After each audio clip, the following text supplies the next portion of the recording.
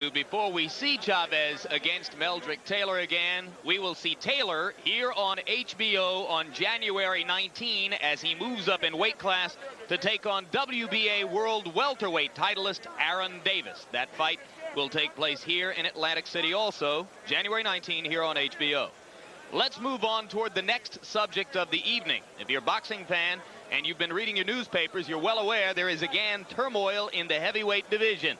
To shed a ray of light on that volatile subject, we're going to revisit now some of the issues at hand and hear from some of the heavyweight principals. In the eyes of the boxing public, Evander Holyfield now rules as undisputed heavyweight champion. But will the World Boxing Council strip its belt away? To understand that question, you must first go back to last February in Tokyo. Buster Douglas went down in the 8th round and was granted a long count. At least that's the view of Tyson's promoter, Don King. Immediately after the fight, King registered his protest against this so-called injustice. 7, 8, 9. Okay. Everybody has seen the facts, and the facts are irrefutable and incontrovertible. Now chaos ensued. The IBF immediately backed Douglas as heavyweight champion, but the WBA and WBC withheld their recognition until a public backlash forced those two sanctioning organizations to establish Buster Douglas as undisputed heavyweight king. Back in New York, Don King and Mike Tyson eventually followed suit. There's never been a question from our side as to who the heavyweight champion of the world was. And I respect the fact that the new champion won the title. But the only thing I'm saying, I wouldn't want the title on a change decision. You know what I mean? You win the title in the ring, you lose it in the ring, I believe. I'm just saying that Mike's not going on the deep end, he's not discouraged. The only thing I asked for is just a rematch, that's all. Simple as that. Once I get a rematch, I'll take care of everything from there. That's all I'm asking for as a champion. A rematch that wasn't to be. Buster Douglas gave the first shot to #1 contender Evander Holyfield, who ironically had waited more than a year for his opportunity. Don King, meanwhile, had collected letters from all three organizations stipulating that the victorious Evander Holyfield would have to fight Mike Tyson in his first defense. But Holyfield, his promoter Dan Duva, and manager Shelley Finkel had already signed Big George Foreman for April 19th. You're watching a man who has been known to knock opponents out with glancing blows. His hands are so heavy that what becomes a knockout punch doesn't always look like one, and Rodriguez goes down. When the Holyfield-Foreman fight was announced, both the WBA and IBF recanted their earlier mandates, but the WBC still hadn't sanctioned the fight. All championships are won and lost in the ring.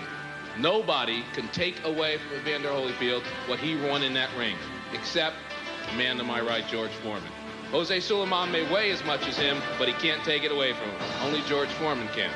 But as far as the WBC is concerned, it's based on that phony argument in Tokyo that somehow Tyson was deprived of his just due. Somehow Buster Douglas didn't knock him out. Somehow something occurred there what the rest of the world didn't see. It's a phony argument, and we don't want to give it any more credence. We don't think it deserves any. And as far as we're concerned, this is the undisputed heavyweight champion of the world. The winner of this fight will be the undisputed champion until somebody's able to beat him. Dan Duva went to court in New Jersey and was granted an injunction forbidding the WBC from stripping Holyfield. Jose Suleiman and the WBC countered with a request to have the entire matter sent to binding arbitration, both parties agreeing to abide by the decision. Duva and Holyfield have since accepted that offer. And as for Mike Tyson, he now sits and waits for the winner of Holyfield and Foreman. Or if the WBC does indeed strip Holyfield, there's talk of a Tyson fight with Razor Ruddock of Canada for the WBC crown. Stay tuned for the continuing saga of backroom boxing politics at their most familiar. And we bring you back live to ringside where there is news on the heavyweight front today. Earlier we spoke to Holyfield's co-manager Shelley Finkel, who told us that WBC chief Jose Suleiman, in a bit of a surprise, had given to him, Finkel, to hold for Holyfield, the WBC heavyweight championship belt. He gave it to him today. Finkel said he didn't place much importance on that, but he did say that he's totally confident arbitration will go in Holyfield's favor. What do you make of Suleiman handing over the belt to Shelly Finkel today? I have no idea. What can you say about Jose Suleiman, who tells people still that he thinks that Mike Tyson beat Buster Douglas in Tokyo? This is all really unfortunate for Tyson, I think, because it gives the appearance that he's still trying to win outside the ring what he lost inside the ring. Mike Tyson should stay active, stay in shape. His turn is coming. So what would the reaction of the boxing public be if, in fact, Suleiman and the WBC were to strip Holyfield of that title and set up a championship bout between Tyson and Razor Ruddock? Well, it would be declared another in a long series of black eyes on boxing, and I don't think the public would, in the end, accept that as a championship fight. All right, let's turn our attention now to the main event of the evening, the 40th professional bout of Mike Tyson's heavyweight career. Let's get ready now for a look at Mike Tyson against Alex Stewart.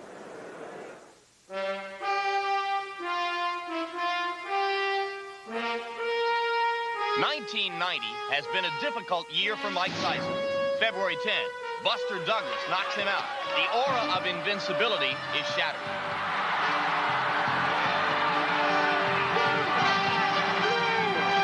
June 16, the one bright spot, a first-round knockout of a suspect opponent.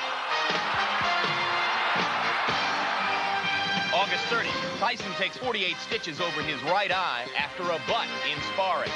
The scheduled September 22 date with Alex Stewart is postponed.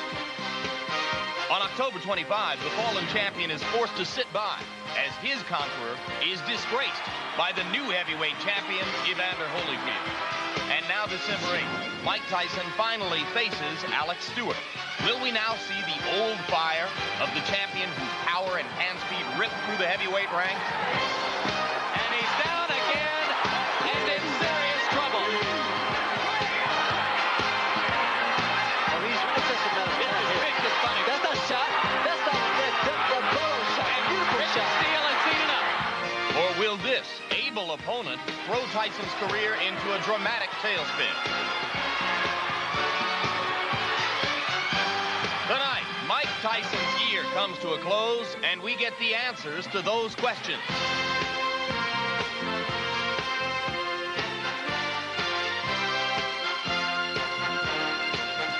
Left hand sends Hurts back against the ropes again. Hager punishing Hurts now. What an uppercut by Douglas. Down goes Tyson.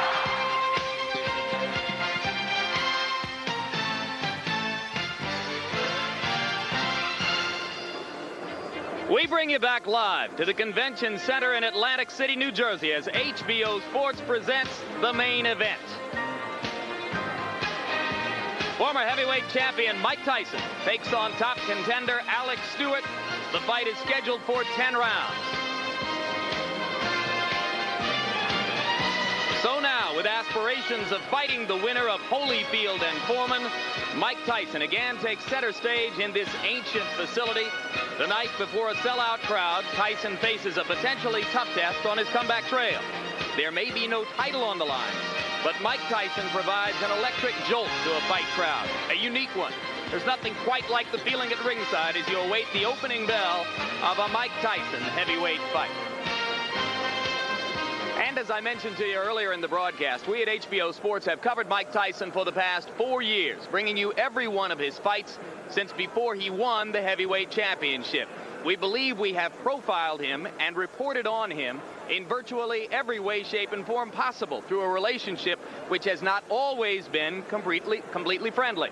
In fact, we're in the middle of a period right now in which things are not all peaches and cream between our longtime colleague Mike Tyson and those of us at HBO. So with an eye toward that, we decided to look for fresh eyes and ears, an independent perspective on Tyson as we get ready for this look at him. And we have acquired the services of America's most provocative filmmaker, award-winning Spike Lee, who came to Atlantic City and went to Brooklyn also, with a 35mm film camera to produce a profile of Mike Tyson for us. Spike, thanks very much for doing this. Welcome to our broadcast. What was your perspective and your intention as you began this project for us? Well, what we wanted to do was just record what Mike and Don had to say. I felt that they would be very comfortable with us, knowing me, that they would let their defenses down, because a lot of times you have to be careful what the media's, or how the media's portray them, and we just want to document that.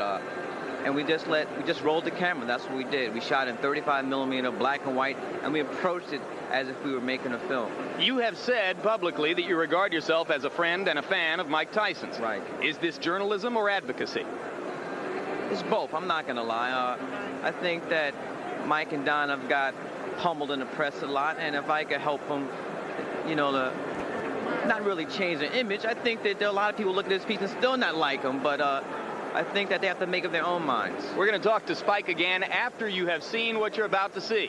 But we want to make this clear that this was Spike's baby. We interfered in no way, shape, or form after we gave Spike the chance to bring a 35mm camera here and to Brooklyn for this profile of Mike Tyson.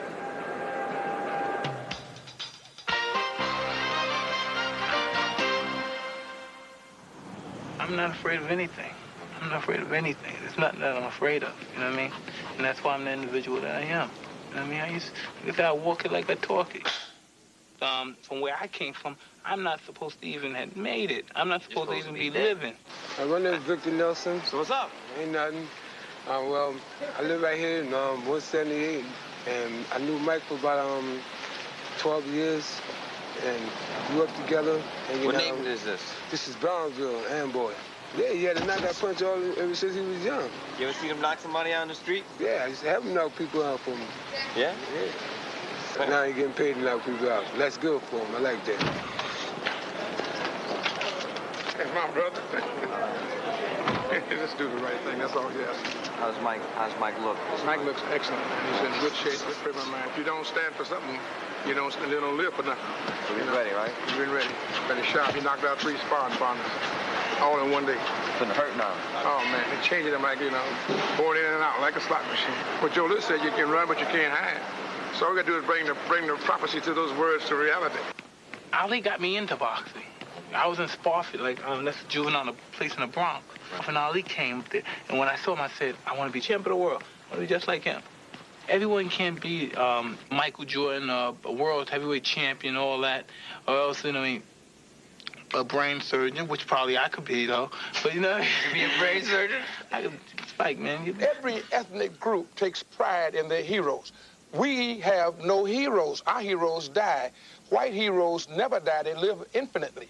The John Waynes and the different things, but Marvin Gaye, one of the superheroes of our time, you don't hear about him, but Elvis Presley has earned more money in death than most niggas can earn in life.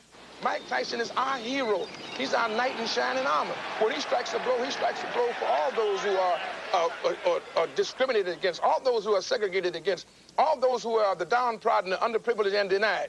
He fights like a gladiator, like our white brothers can appreciate. This guy comes to fight. He comes naked with his shoes on. He's a gladiator. He signifies what he's about.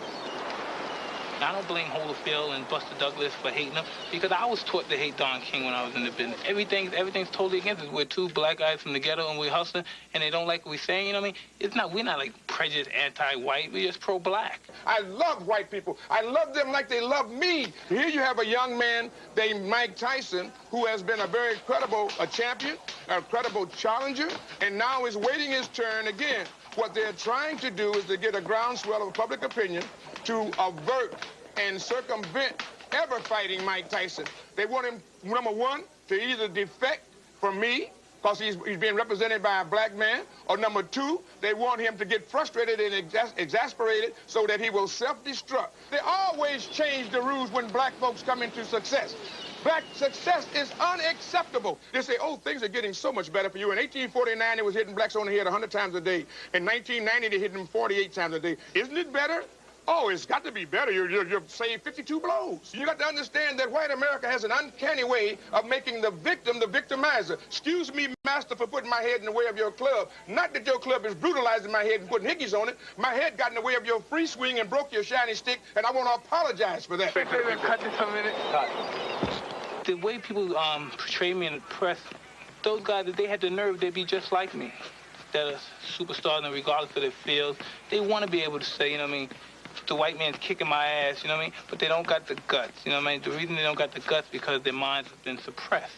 You know what I mean? Like most fighters in general, when you think about the issue, they're whores to the system. They don't know. They have no concept of what's going on in the business. The only thing they know is put on gloves. Most fighters going to wind up broke, and that's something that's going to continue to happen as long as the game is here, because boxing is the only sport that's unorganized. You know what I mean?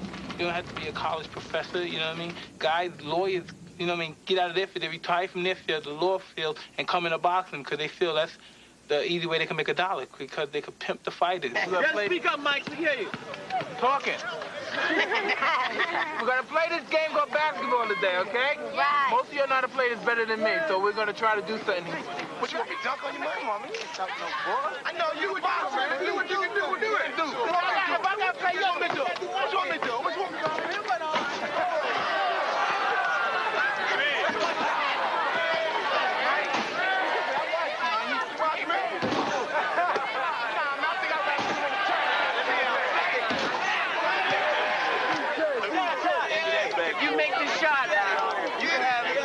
Jordan. All right. I gotta take off my coat.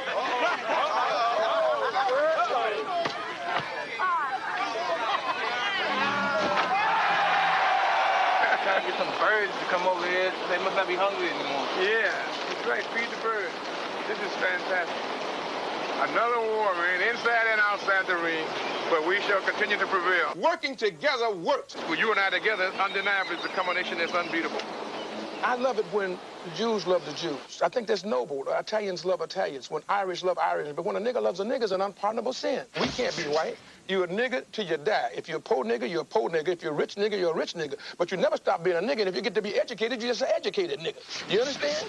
Depravity, poverty, ignorance, lecherousness, lewdness, evil. Everything that was negative and unholy was attributed to the black people, and everything that was holy and glorified was attributed to the white people. The money, the wealth, the power, and with the blacks is the powerlessness that we have to be able to deal with against the power. You got to understand that negative associations coupled with blackness is what make these things happen. It's been a condition of racism since this country was founded 400 years ago. Because working together works. Go ahead. And I refuse, you know what I mean, to be like the rest of the brothers, you know what I mean? They evaluate their success by how far they can get away from the other niggas. They say, well, ooh, I live in Beverly Hills, there's a number of white people around my neighborhood, so I know I'm successful. You know what I mean? That's cool, you know what I mean? If you want an ego, you want that on your address, you know, this is where I live, and you tell them go back. But go back to the neighborhood and tell the brothers, this is where I live at, man, come see me. You know what I mean? Don't just say, well, this is where I want to be and this is where I'm staying, I want to stay away, I want to meet the friends around the neighborhood. You know what I mean? Because that's not reality. That's not reality at all. And reality, you know, it means a lot to me because I live it. I know who I am and I know what I represent. And I'm happy with myself, you know what I mean? I'm happy with who I am. A provocative climax to a provocative look at Mike Tyson. HBO Sports prepares for the main event. Coming up, Mike Tyson's second assignment in the post-Tokyo era of his career against Alex Stewart, a man whose only professional loss was to the man who now holds the heavyweight championship, Evander Holyfield. And we bring you back live once again to ringside. I'm still joined by Spike Lee. And Spike, it was a fascinating piece. Now let me play devil's advocate with you on behalf of any of our viewers who might be a little bit confused. Mike Tyson and Don King have achieved identity, money, fame, power, status, most of the things that we think of ourselves as striving for in this commercial society. Why are they so angry? Well, they think that they're getting the raw deal, that they haven't been betrayed correctly or truthfully in the press.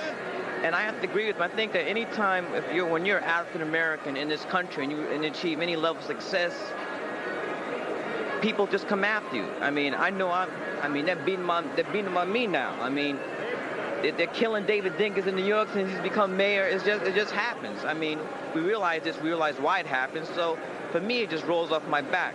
But I think that they've gotten a bum deal, Mike and Don. Don King says that there are no black heroes in this nation. At the risk of sounding a little bit tokenist, aren't people like Michael Jordan and Bill Cosby and to a large extent Spike Lee treated as heroes by this society? Well, I don't know if we'd be treated as heroes. I think that was a little exaggeration on his part. But when you go into the history books, I mean, we can't even get Martin Luther King's birthday, you know, in Arizona. So, I mean, that's a disgrace. So that's what he's talking about. I'm glad the commissioner of NFL took the Super Bowl out of Phoenix. What does Mike Tyson mean, above and beyond any other American boxer, to kids in the ghettos, in the inner city? Well, I think that for any ethnic group, any time that when you're on the bottom rung of the ladder and one of your own is able to squeeze out that little hole, it gives you hope. And I think that that's what Mike Tyson has done with this. But I think the problem is that people get lulled into sleep. They think that because black Americans, because African Americans have Bill Cosby, Oprah Winfrey, Eddie Murphy, we go on and on, that means everything's okay. Because we have Prince and Michael Jackson, that everything's all right for black America. But those are a couple of people. There's 30 million African Americans in the country. Most of us are catching hell. So we can't look at the 1 and 2 success stories. People be able to sneak through the cracks. Many thanks and welcome to HBO. Thank you, Jim. Larry Merchant, what do you think of that? Boxing has seen snake oil salesmen of every size and shape and stripe and color, all with one consuming passion in life: to capture and then to keep money-making fighters. What Spike Lee showed us in part is that Don King does it by wrapping himself in the emotional flags of race and racial injustice. He has been pummeled, it should be pointed out, by black fighters like Larry Holmes and Buster Douglas and Tim Witherspoon, whom he promoted. Spike Lee also separated for us the Mike Tyson of past and the Mike Tyson of the present as a public figure. Mike Tyson used to be this troubled youngster who was saved from the streets and then nurtured and developed into a champion. Now Mike Tyson wants to tell us that you can get out of the kid can get out of the ghetto, but you can't get the ghetto out of the kid. And that's how he's going to recapture the heavyweight championship. And he just might do it. Finally, Spike Lee showed us that Mike Tyson throws as many bricks on the basketball court as he does in the ring. Here's a look at the man he's going to be throwing those bricks at tonight, Alex Stewart.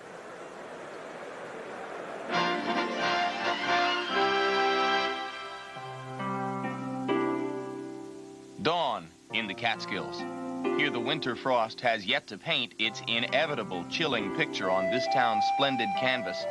And for one man who rises each and every morning to nature's silent sights and soothing sounds, this is a pensive time, a time to reflect on the opportunity that lies ahead. The only thing I really see is me beating Mike Tyson. It's just like a dream just keeps on coming. Just like climbing a mountain, you gotta work you up to the top. And when you reach there, you're on top of the mountain. I'm thinking Mike Tyson is the mountain. I have to climb all over. For Alex Stewart, the journey toward the top has been perilous. Despite his impressive record, many felt Stewart wasn't much more than a spoon-fed fighter. But that all changed the night he fought Evander Holyfield.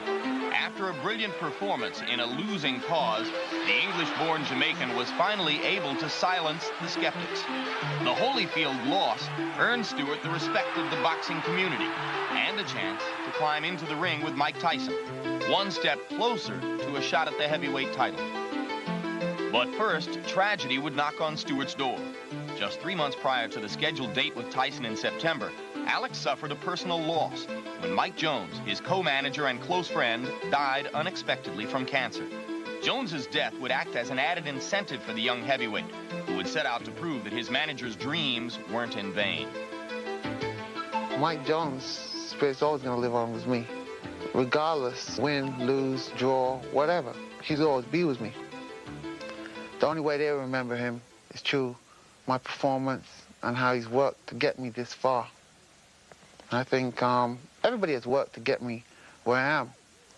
But I think the rest of my team are here, and he's not here.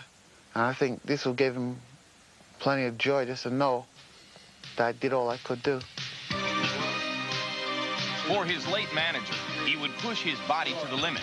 In training for Tyson, Stewart felt he had never been more focused and diligent.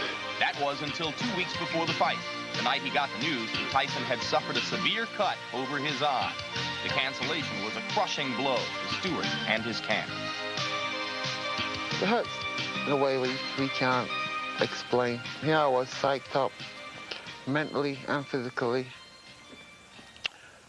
to fight this little guy. And here I am getting ready. And all of a sudden he gets caught. You know, I'm just about a week before I'm ready to leave for Atlantic City. Do the last 2 weeks of my training. I'm prepared, the technique and everything I want to do. And all of a sudden, it's changed. He was totally devastated. When I walked into his room, he sat there and wept and sobbed for quite a substantial period of time. It's as if you were trying to climb a mountain and the summit was in view, and you had to withdraw. In time, that frustration would subside. Realizing that life is too short and opportunities are oh so fleeting, Stewart forced himself into the gym and refocused on the one man who stood in his way. Alex Stewart believed he had worked too hard, sacrificed too much, come too far to accept anything less than victory. Everybody thinks that this is like 2-3 years my fighting career, you know. I think of it since I've been 9, you know, I've been fighting. And right now, only one person standing in my way. I mean, this will put me what I've been working for since I was a little kid. I mean, this is what I've dreamt about, being in a major fight where the opponent is just as good. And you just have to have that little edge. Like all worthwhile pursuits, boxing offers its practitioners no guarantee of success, only the chance to fulfill a dream. Tonight we'll see whether Alex Stewart's lifelong dream comes true as he searches for that little extra which he hopes will set him on a path toward a rematch with Evander Holyfield.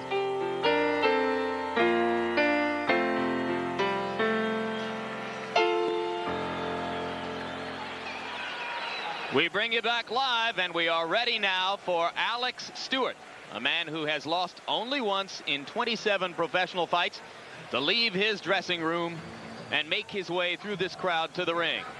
And that is Angela Stewart, his wife. She's at ringside. She will not stay at ringside.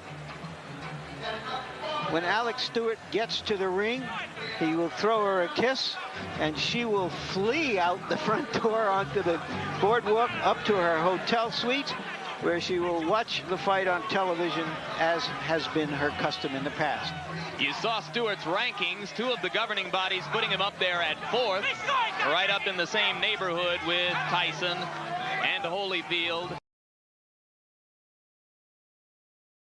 Knockout indeed. Mike Tyson has fought 2 of the shortest bouts in heavyweight championship history here. Yeah. And here may be a fitting opponent because Alex Stewart has never gone farther than 8 rounds, and 24 of his fights were 4 rounds or less. And he's sweated up nicely because he has a bit of a reputation of starting slowly, although he throws an awful lot of punches in early rounds. And again, as with the Douglas in Tokyo, he's running to the ring to meet Mike Tyson. And you saw the nervous Angela Stewart, Alex's wife, as she prepared to try to make eye contact with her husband and then leave ringside. 5-year-old daughter Tenille Stewart is a little bit more resistant to the ravages of this experience than her mother. She stays to watch Dad fight. Although maybe not tonight. It's a little late for a 5-year-old. There is Stewart's record. And one cautionary note, he has gotten his shot on the basis of a loss, however brave that loss was. Well, from rounds 2 through 5 in the bout against Holyfield, he was the superior fighter, landing more blows, throwing more blows, and generally dominating the action against Holyfield. Holyfield reversed the tempo in round 6, took advantage of a cut over Stewart's eye, which had resulted from a second-round headbutt, and progressively opened the cut to the point where the bout was stopped in round number 8.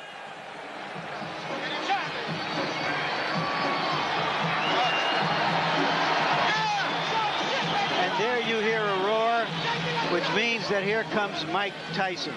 It's a tribute to Tyson, incidentally, that despite what happened in Tokyo, He has filled this building with about 16,000 people. Aren't many fighters out there who can do that. Certainly no non-champions. Indeed, Mike will tell you in no uncertain terms that he's still the main man in the heavyweight division where ticket sales are concerned. He suggests that neither Holyfield nor Foreman, and certainly not Razor Ruddock, could ever dream of selling as many tickets or as many pay-per-view subscriptions for a fight as can well, he's Mike likely Tyson. to be proven wrong on that when Holyfield does fight Foreman. But suffice to say, he is still a major attraction. Ringside seats here, incidentally, are just $400, a fraction of what they've been in the past for him. There are some consequences to losing. Tyson's last fight, 2 minutes and 47 seconds against Henry Tillman, the man who had beaten him twice back in the amateur ranks. In that mob surrounding Mike are all three of the trainers now enlisted in Team Tyson. Aaron Snowell, Richie Giacchetti, whom you'll remember from his long tour of duty with Larry Holmes, and Jay Bright. The three of them nestled just behind the fighter as they make their way toward the ring. It looks like a T formation with a flanker, Jim. That's right. Mike's playing quarterback. Aaron and Richie are the halfbacks, and Jay Bright is dropping back as a fullback into a sort of short punt formation at this point. Now Mike will emerge into the ring where most of the crowd will get its first look at it.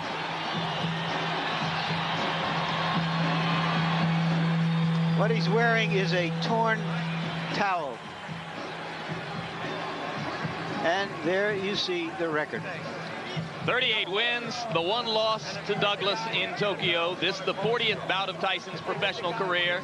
His knockout percentage with 34 KOs is high, but not the highest in the history of the sport. And there goes Angela.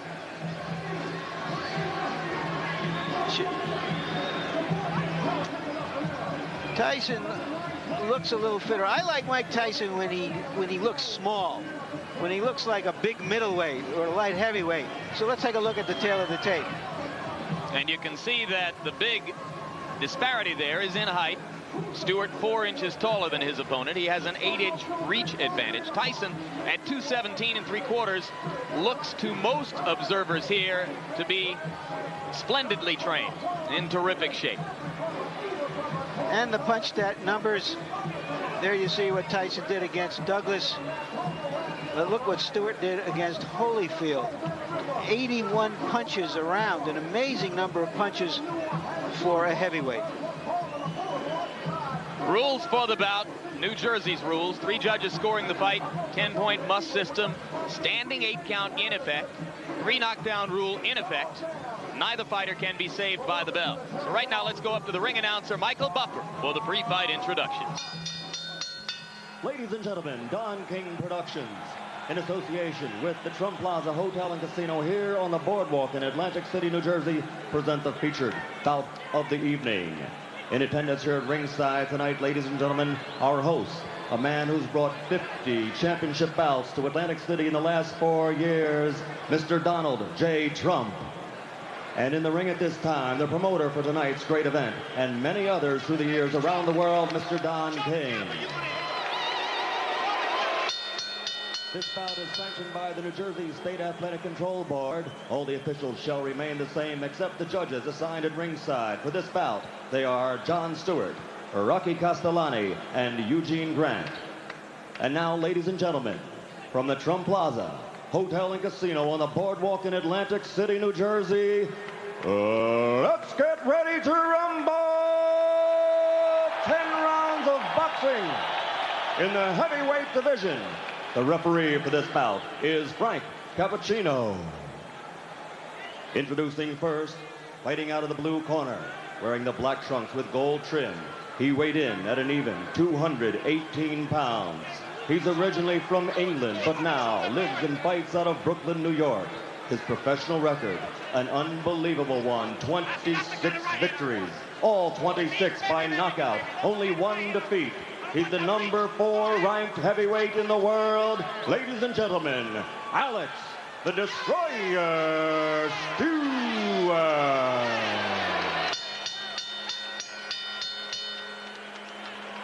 And fighting out of the red corner, wearing the solid black trunks, weighing 217 3/4 pounds, from Catskill, New York.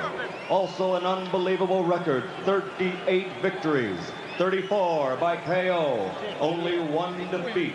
He's the #1 ranked heavyweight in the world. Ladies and gentlemen, the former heavyweight champion of the world, Iron Mike Tyson.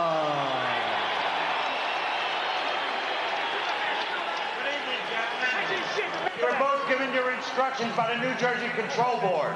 Protect yourself at all times. Like you, baby. Both your punch gloves. Come on, come on. Come on, baby. That's right, baby. The question, as in all Tyson fights, can the opponent maintain his poise in the face of Tyson's quickness and menace? Or will he retreat Stay in the corner, Alex. into self-defense? Stay in the corner, Michael. Stewart has stated categorically that he knows he needs to keep throwing punches to try to keep Tyson occupied. If he stops throwing, he'll be dead. Tyson lands a right and another. This could be quick. I was afraid of a 30-second soundbite. All right, man? Okay, let's go. Remember, Stewart never went down against Evander Holyfield.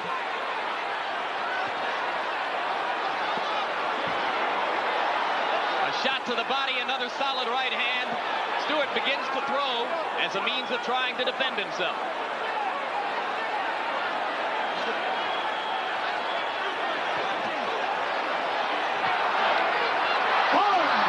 That'll be called a slip. And Mike is a little wild as he goes for the kill. A good right hand that hurt Stewart again, but Stewart is still upright.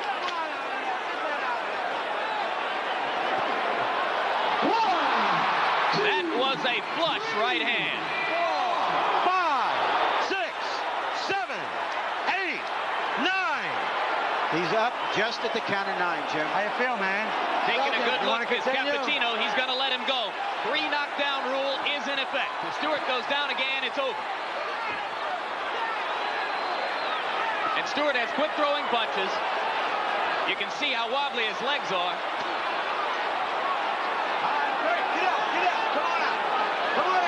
If he makes it through 1:20, it'll be a small miracle.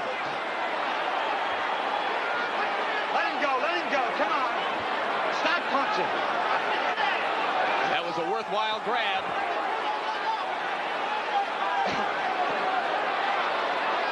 Tyson missed with a left that would have done it. He's very calculating now, Tyson. 2 more right hands land. All right, Alex, let him out, Alex. Stewart must land something or else it's just a question of a few seconds.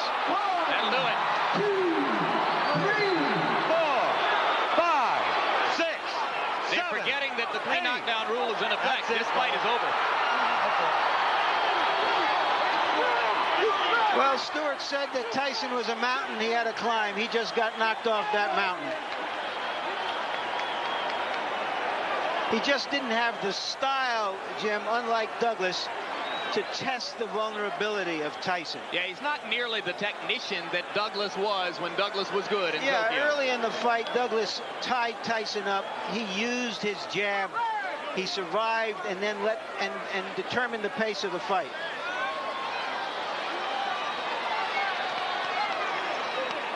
Nothing bothering you. You stay right there for a minute. Let me take a look here. Got caught in the early fight. The first fight, first punch. You know how many times you got knocked down? 3 times. 3 times. The first time, right? Yeah. You remember the first one? Yeah. Yep. Okay. Now, do you think you can stand up now? Just stand up for me. Put your feet together as you stand up. Put your feet. Hold me. No, I'm just holding you to see if you're going to fall. Put your feet together. Let him go. Let him go. Let him go. Okay, let him go.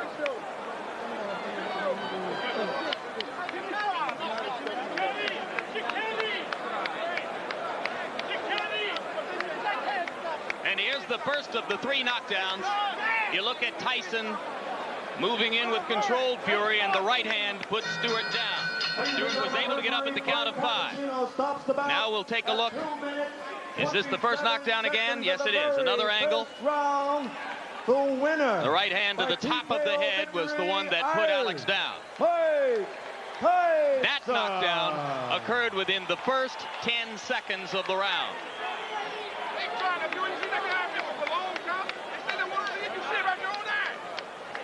All right, here it is, Jose. He's your champion, Jose. Now we'll take a look at knockdown number 2. It's your champion. By this time, Stewart still wobbly from the first knockdown, and he went down without Mike having to land a crushing blow. Another look at knockdown number 2. And you can see that the right hand simply glanced off the top of Stewart's head, but it was enough to put down a very wobbly fighter at that point. And now here's a third look at that same knockdown, knockdown number 2. The left to set it up, the glancing right off the top of the head. And Stewart down for the second time in the round. Still more than a minute 40 seconds remained in the round at that point. And with the 3 knockdown rule in effect, it was up to Stewart to try to stay on his feet to make it through round number 1. He was not able to do it. Here's knockdown number 3, which came at 2 minutes 27 seconds of the first round. A right and a left, and that was enough for Alex Stewart. Referee Frank Cappuccino began the count, which was academic at that point because of the 3 knockdown rule. Another look at the third knockdown. Solid left to the side of the head, but by that time it was the accumulation of punishment throughout the round which contributed to Stewart's demise. So Mike Tyson, in his 3 fights in this particular ring, his last 3 fights, I should say, in this particular ring, has a 91-second knockout, a 93-second knockout, and this one, 147 seconds. 3 first down knockouts in his last 3 appearances here in Atlantic City for Tyson. Punch stat statistics for the 1 round in the fight. Tyson threw 46 and landed 21. Stewart given credit for having landed 4 punches. He stopped punching somewhere early in the 2nd minute of the round and simply tried to survive from that point on with the by now obvious result. So this crowd remains on its feet. Almost everyone still here in the arena as they await the official announcement. And we wait to see if well, they've gotten the official announcement. I was looking at replays, and I'm told now that the official announcement has already been made by Michael Buffer. And we wait now to see if we'll get a chance to talk with Mike Tyson about this, the 39th victory of his professional career.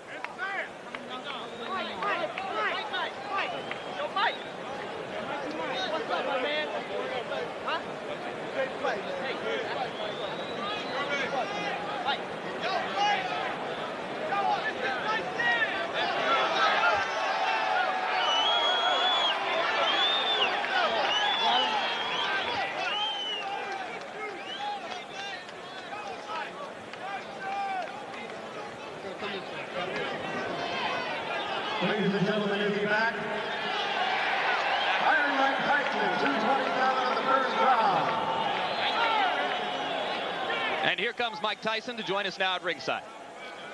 Congratulations on victory number 39. You came out with fury, to say the least. Knocked him down in the first 10 seconds of the round.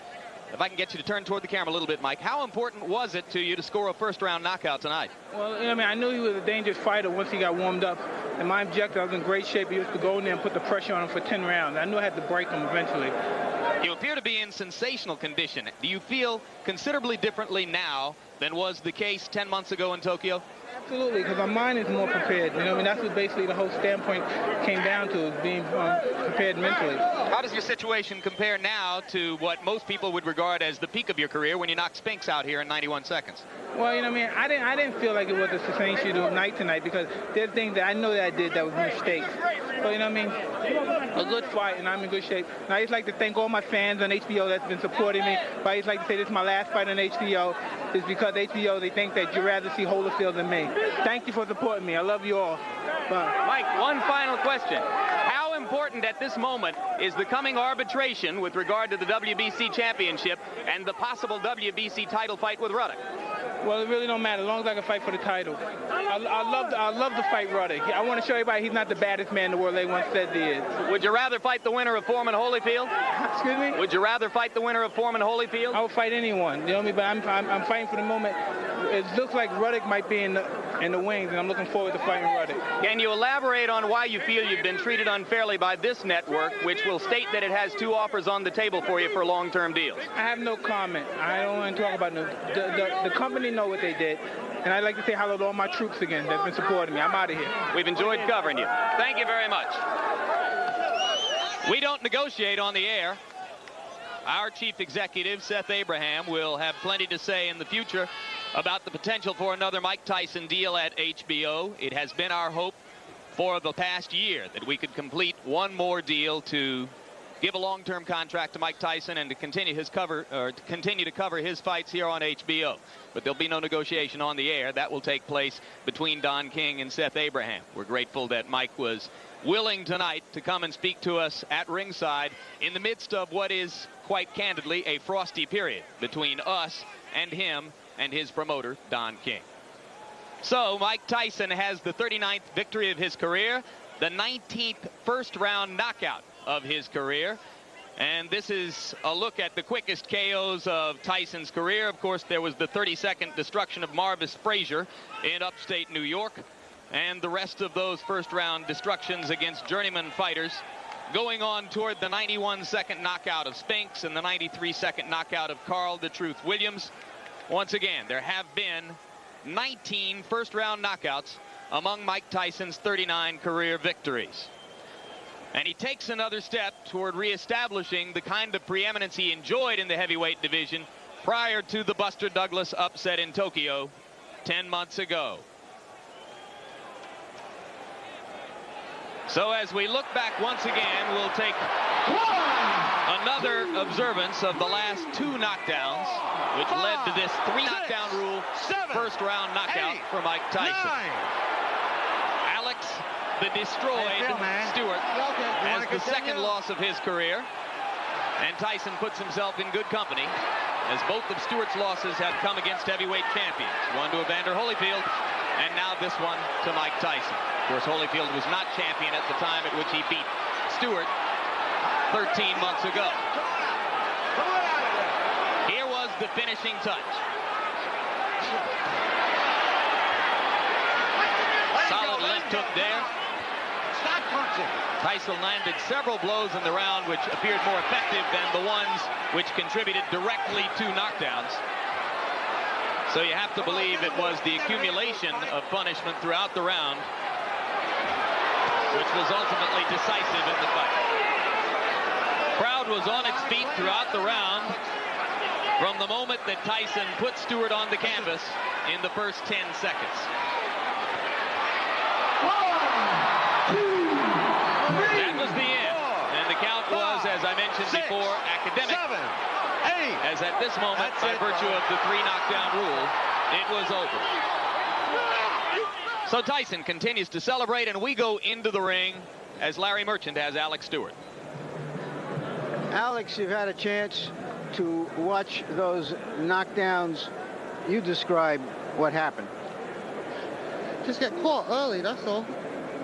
Were you stunned from that first knockdown? Did you ever recover during the round?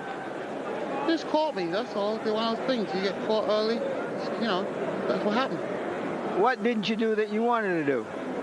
Well, what I wanted to do is move around a lot more and hit more on target, but I missed a lot. What is it like in there with this Tyson who seems very quick and even skillful in the bombs he's throwing? Just I didn't get off, that's all. Just didn't get off, that's all. Thank you very much, Alex. Jim? All right, thank you very much, Larry. Well, you've often heard Larry Merchant describe boxing here on HBO as the theater of the unexpected. Tonight, it was theater of the expected, as the 2 great fighters on the card, Julio Cesar Chavez and Mike Tyson, both scored easy, early knockout victories to continue to enhance their credentials. Chavez, as he moves back toward a rematch with Meldrick Taylor, a reprise of maybe the greatest competitive battle of 1990. Tyson as he tries to move back toward his heavyweight title, the way he sees it, the one he lost in Tokyo 10 months ago.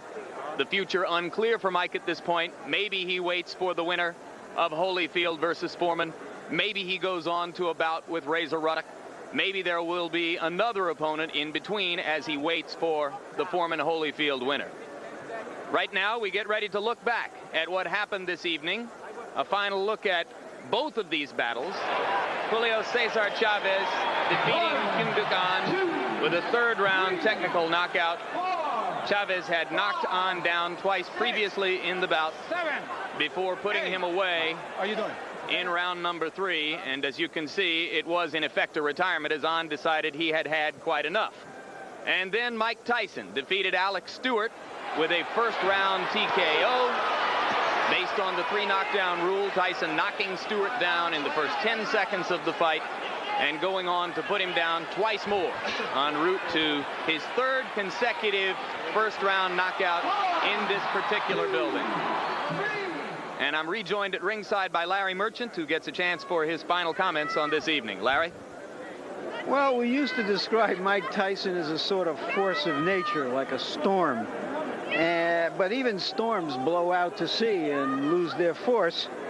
And then they regroup and they become storms again. And maybe that's what's happening with Mike Tyson.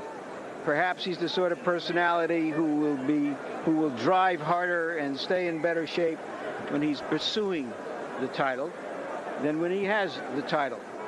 But we still have to wait for him to fight a more meaningful opponent, someone who has either more skills to try to frustrate him or more power to make him think twice before he charges in as recklessly as he did. But for tonight, Mike Tyson did what he wanted to do. He wanted to look impressive. He wanted to beat Stewart in a much more decisive, explosive, exciting fashion than the current champion Evander Holyfield did. And for him, it doesn't get much better. And maybe the next fight will be against Ruddock. We should mention, incidentally, that on the undercard here this evening, Razor Ruddock scored a first-round knockout of his own over a journeyman fighter named Mike Rouse. Stay tuned to see what happens next in the heavyweight division. We'll see you next on January 19 from this same arena when WBA World Welterweight titleist Aaron Davis defends that title against Meldrick Taylor, moving up in class. Coming up on HBO, be sure to stay tuned immediately following this boxing coverage for a special presentation of The Edge, Professional Man, followed by Dirty Harry on the East Coast and Batman on the West Coast. All of those programs to be seen in their entirety. And we remind you to tune in each week for Inside the NFL.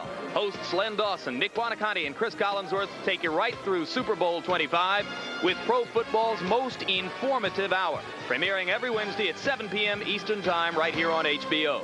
So now for Larry Merchant, I'm Jim Lampley saying so long from Atlantic City, New Jersey. The executive producer of HBO Sports and producer of tonight's telecast was Ross Greenberg. Tonight's doubleheader directed by Mark Payton. The feature producers, Spike Lee and Michael Whalen. Associate director, I should say, Dave Harmon. Assistant to the producers, Kendall Reed and Kirby Bradley. Production manager, Russell Gabay. The technical supervisor was George Wenzel. And the technical director was David Massa.